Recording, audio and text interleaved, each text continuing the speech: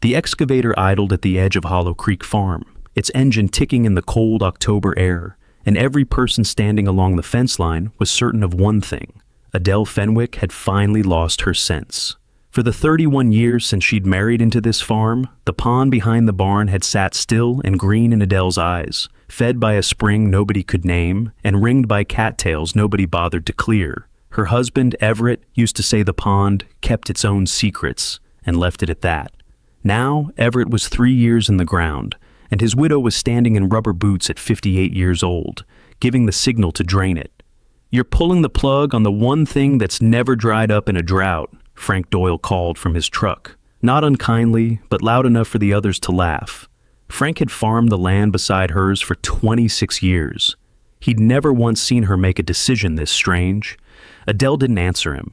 She was watching the water instead, the way it pulled backward off the bank, the way the mud underneath caught the low sun and held a color she had never seen in any field, any riverbed, any quarry in Thistledown County. Not brown, not gray. Something closer to bone. By the second hour, the water had dropped 4 feet, and something metal broke the surface. Not a fence post, not a bucket, but a curved iron seam, too straight to be natural, running straight down into the earth like it had been placed there on purpose. Nobody laughed after that. If you've ever trusted a quiet feeling over a room full of doubters, subscribe and stay with us. Leave a like if you believe the land still keeps secrets worth digging for. Tell us where you're watching from. We'd love to know. Adele hadn't drained the pond on a whim. She'd drained it because of the smell. Every July for the last 4 years, a sulfur-sweet odor rose off the water in the heat, and her cattle, usually eager to wade in past their knees, had started avoiding the bank altogether, drinking instead from a trough half a mile uphill. Her vet had no answer. The county extension office had no answer. A visiting well driller took one look, shrugged, and told her ponds, "Just go bad sometimes," which was the kind of answer that told her nothing at all. It was her late husband's old journal, found in a drawer she rarely opened, that finally pushed her past hesitation. One line, in Everett's cramped handwriting, stopped her cold. Never touch the spring line. Father was clear on that. He'd never explained what he meant. He'd simply obeyed it. The way sons obey warnings they were never given reasons for. Now there was no one left to ask, and Adele had spent 3 years living beside a mystery she hadn't chosen to inherit, so she asked the ground instead. The excavator operator, a patient man named Warren Stokes, who also served as the county's soil and water officer, had come reluctantly, warning her twice that draining a spring-fed pond without a permit review could bring a fine. Adele signed the paperwork anyway. "I'm not moving water," she told him. "I'm just finding out where it's already going." What the machine uncovered over the following week silenced Thistledown Hollow, one clue at a time. The iron seam turned out to be a pipe, hand-riveted, roughly 4 inches across, laid in a trench lined with fitted creekstone. It ran from the pond's deepest point toward the base of the ridge behind the barn, the opposite direction from any spring anyone in the county had ever mapped. Warren Stokes crouched beside it, brushing away a century of silt with his thumb, and said the words that would end up on every local radio call-in show by Friday. "This isn't farm plumbing. Someone engineered this." Adele knew exactly one person who might explain it. Her husband's great-grandfather, Josiah Fenwick, had cleared this land in 1888. Family stories painted him as a stubborn dry goods trader who bought failing farmland nobody wanted because it sat on bad ground. No story had ever mentioned a spring, a pipe, or an engineer's mind behind a pond everyone assumed was just a low spot that filled with rain.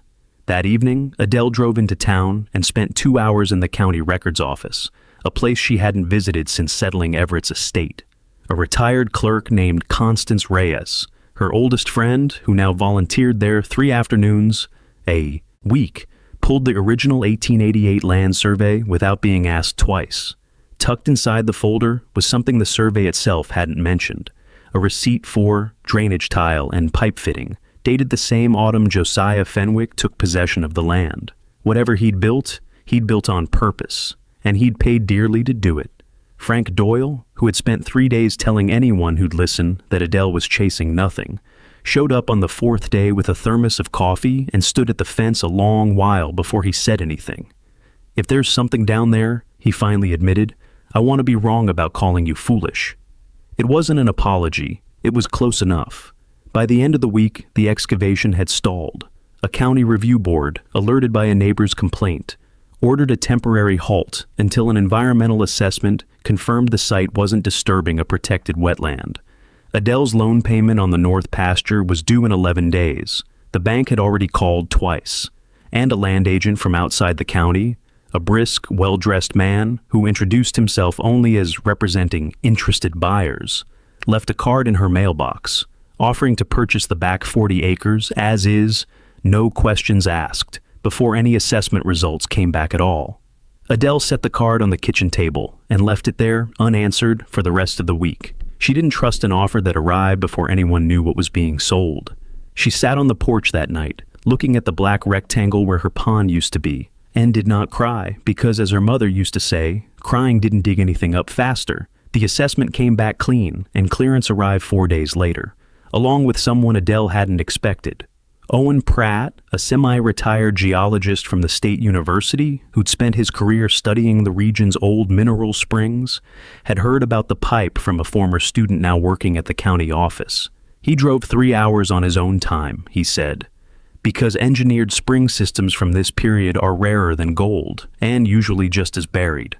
What Pratt found, once the last of the water and sediment had been cleared, was a capture chamber, a small stone vault where the original spring had been diverted, filtered through layered gravel, and channeled underground rather than allowed to surface and flood the low ground. It was, in Pratt's words, a 19th century engineer's answer to a problem most farmers just avoided by moving somewhere else. Before modern drainage tile was widely available, farmers with a flooding spring usually had two choices: abandon the low ground or dig an open ditch and lose the water entirely to evaporation and runoff. Josiah Fenwick had done neither. He'd built a buried filtration system that let the spring keep flowing, steadily and unseen, beneath a pond that looked, to every generation after him, like nothing more than a low spot that filled with rain. But the chamber wasn't empty. Beneath the gravel filter lay a thick seam of pale, almost powder-soft clay, the same bone-colored material Adele had noticed on the first afternoon. Pratt rubbed a pinch of it between his fingers and went quiet in a way that made everyone on site lean in. "This isn't ordinary pond clay," he said. "If I'm right, this is kaolin, and exceptionally pure kaolin at that," he explained, standing at the edge of the empty pond with mud still drying on his boots, that kaolin forms when certain feldspar-rich rock breaks down slowly under the right combination of water, acidity, and time, sometimes over tens of thousands of years. What made this deposit strange wasn't that it existed. Small kaolin pockets weren't unheard of in this part of the country. What made it strange was how clean it was, with almost none of the iron staining that usually dulled a deposit's color and value. Pratt's working theory, one he'd confirm over the following weeks, was that Josiah's gravel filter had done the minerals work for it, slowly washing iron and impurities out of the clay for over a century. The same way a coffee filter refines what passes through it, one drop at a time, for 136 years running. Nobody in Thistledown Hollow knew what that meant yet, in dollars or in consequence. Adele barely did either, but she understood the look on a scientist's face when he was trying not to get ahead of himself. The following 2 weeks brought a new obstacle nobody had accounted for: weather. A slow-moving storm system stalled over the ridge and dumped 5 inches of rain in 18 hours, turning the open excavation into a genuine hazard. Water pooled fast in the exposed pit, threatening to collapse the stone-lined trench that had survived intact for over a century, only to be undone in a single night by careless timing. Warren Stokes ordered emergency tarping and hand-dug drainage trenches, working in the dark alongside Adele, Frank Doyle, Constance Reyes, and 4 neighbors who, a month earlier, had been the loudest voices calling the whole project a waste of diesel. Tobias, Adele's grown son, called twice that night from out of state, unable to do anything but listen to the rain through the phone and ask his mother again if she was sure any of this was worth the risk to her health, her savings, her name in town. "I'm not risking anything I haven't already survived," she told him, which wasn't quite an answer, and they both knew it. They saved the site by sunrise, exhausted and soaked, and something had shifted in the way the town looked at Adele Fenwick. Ridicule had quietly become curiosity. Curiosity, over the following days, became something closer to pride. Lab results confirmed what Owen Pratt suspected. The deposit was a rare, high-purity kaolinite clay, and the volume beneath the old capture chamber was significant enough to warrant a formal assessment. Pratt explained it simply for the town hall meeting that followed. Kaolin, this pure, low in iron, fine-grained, chemically stable, was valuable in pharmaceuticals, in specialty ceramics, and in cosmetics manufacturing, precisely because deposits like it were both rare and difficult to find without disturbing the very land that held them. Most kaolin mined commercially required expensive processing to strip out impurities before it was usable. This deposit, thanks to a century of accidental filtration, needed almost none. Josiah hadn't been burying a fortune. He'd been protecting a filtration system that, without knowing it, had spent over a century patiently refining one. The celebration was short-lived. Within days, a letter arrived from the county attorney's office raising a question nobody had thought to ask in all the excitement. Did Adele actually own what sat beneath her own pond? Mineral rights, unlike surface land, were sometimes bought, sold, or reserved separately, and a scan of old county ledgers showed that a mining survey company had briefly held rights to subsurface deposits on parcels throughout the ridge back in the 1920s, during a short-lived coal exploration boom that had mostly come up empty and been forgotten. For 3 tense days, nobody knew whether the clay beneath Hollow Creek Farm legally belonged to Adele at all. Warren Stokes pulled every deed transfer since 1888. Owen Pratt kept his lab results filed and waited. Adele, for her part, went back to the barn each morning and did the milking, because a stalled legal question was still no excuse for a cow to go unmilked. It was Constance Reyes, once again, who found the answer, not in a mineral ledger, but in a nearly illegible clause near the bottom of Josiah Fenwick's original 1888 purchase agreement, reserving to him and his heirs all rights below the surface, in perpetuity, without exception. The 1920s mining company, it turned out, had approached Josiah directly and been refused. The rejection letter, dated 1922 and signed in his own hand, was still folded inside the same file. Whatever the ridge held, Josiah had made sure it would stay in the family, 90 years before anyone alive could have known why. The county attorney closed the inquiry within the week. The clay and everything the spring had spent a century filtering into being was hers. A specialty materials company out of the regional capital sent representatives within the month, along with an independent assessor who confirmed Pratt's findings and outlined a responsible extraction plan that would preserve the spring system rather than destroy it. Adele insisted on that condition before any contract was signed. The loan on the North Pasture, 30 days overdue by then, was paid in full that same week. The bank, for once, was in no hurry to call. The same land agent who'd left a card in her mailbox weeks earlier resurfaced with a revised, considerably higher offer for the acreage outright. Adele turned it down without discussing terms. The pond, she said, had waited a long time to be understood. She wasn't going to let anyone tear it apart now that it finally was. Her son flew in the week the story reached regional news, not for the money, he admitted, but because he'd never heard his mother sound the way she did on the phone, steady, certain, almost amused at how loud everyone had gotten about a decision she'd made quietly, on her own, weeks earlier, sitting alone on a porch with nothing to go on but a bad smell and a strange color in the mud. The town held a small gathering at the Grange Hall that December, less a celebration of clay and more an accounting of everything that had happened in between.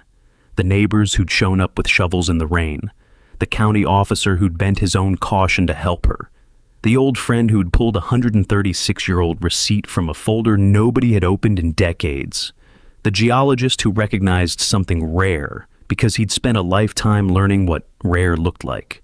Frank Doyle stood up, unprompted, and told the room that the smartest thing he'd learned all year was to stop laughing before he understood what he was looking at.